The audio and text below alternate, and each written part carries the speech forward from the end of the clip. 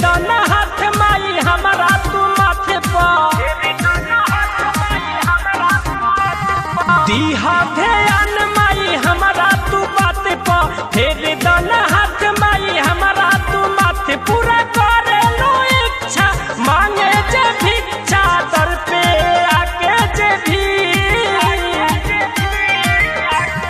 विद्या के दाता हम मोरी माता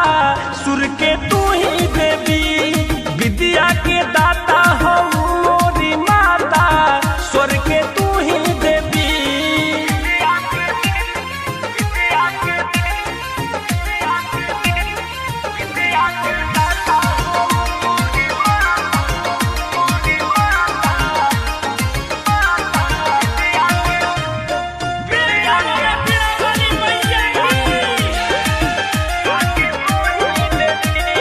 बलकाय बोधे है करे अनुरोध हो खनका द बिंगड़ा के तार पाके ज्ञान मूर्ख बनल महान जेकरा पकैलू पकार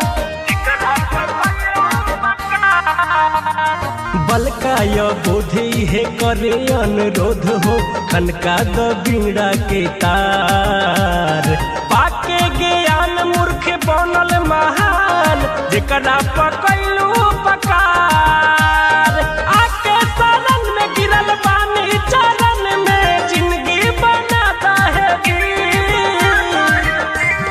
विद्या के दाता हम मोरी माता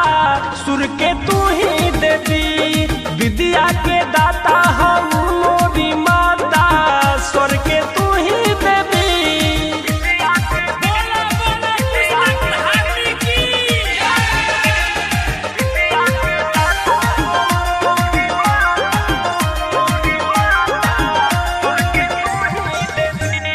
जिंदगी के दुख सुख तोहरे शरण में करतानी अरपन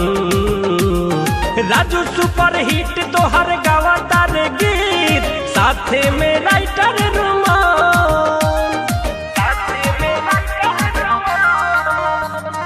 जिंदगी के दुख सुख तोहरे शरण में करतानी अरपन राजू सुपर हिट तोहर गावता रे गीत साथे में राइटर रुमान लेके आइल बानी आस जाने करी निराश नमवा जपेला जे भी